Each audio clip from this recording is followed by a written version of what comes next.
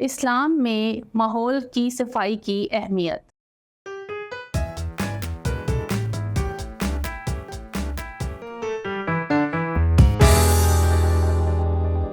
السلام علیکم عزیز طلبہ و طالبات، میں آپ سب کو مون لائٹ انٹرنیشنل پبلیشر کے ڈیجیٹل تعلیمی پلیٹ فارم پر خوش آمدید کہتی ہوں۔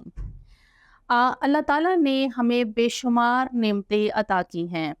ہماری صحت بھی ان عظیم نعمتوں میں سے ایک ہے۔ انسانی صحت کے لیے جس طرح جسمانی صفائی ضروری ہے، اسی طرح ماحول کی صفائی بھی بہت ضروری ہے۔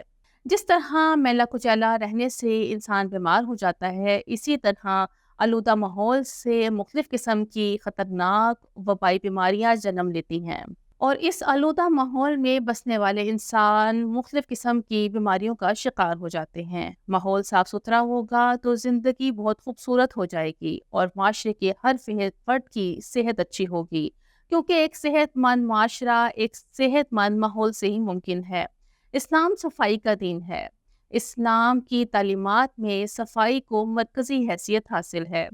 اسلام میں صفائی رکھنے کی تاکید کی گئی ہے۔ ہمیں اپنے جسم، لباس، گھروں، ہسپتالوں، اسکولوں، عبادت گاہوں اور آس پاس کے ماحول کو صاف رکھنا چاہیے۔ اللہ تعالیٰ خود پاک ہے اور پاک صاف رہنے والوں کو پسند کرتا ہے۔ سورہ توبہ میں اللہ تعالیٰ کا ارشاد ہے، وَاللَّهُ يُحِبُّ الْمُطَّهِّرِينَ، اور اللہ تعالیٰ خوب صاف رہنے والوں کو پسند کرتا ہے۔ اسلام میں صفائی کو بہت زیادہ اہمیت دی گئی ہے۔ زندگی کے تمام معاملات میں ہمیں صفائی رکھنے کا حکم دیا گیا ہے۔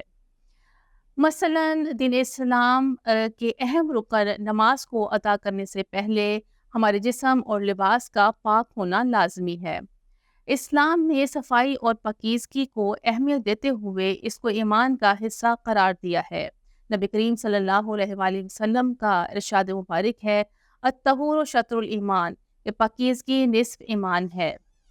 آپ صلی اللہ علیہ وآلہ وسلم نے تمام راستوں، سایہ دار جگہوں اور پھلدار درختوں کے نیچے پیشاب کرنے اور گندگی پھیلانے سے منع فرمایا ہے، اور راستے سے لوگوں کو تکلیف دینے والی چیزوں کو ہٹانے کا حکم دیا اور اس کو بہترین صدقہ قرار دیا۔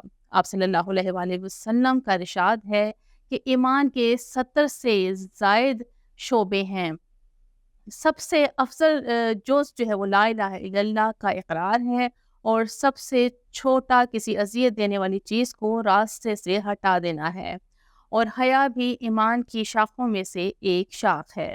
اسلامی تعلیمات میں فضائی آلودگی کے اثرات سے بچانے کے لیے کھانا کھانے سے پہلے ہاتھ دھونے کا حکم دیا گیا ہے۔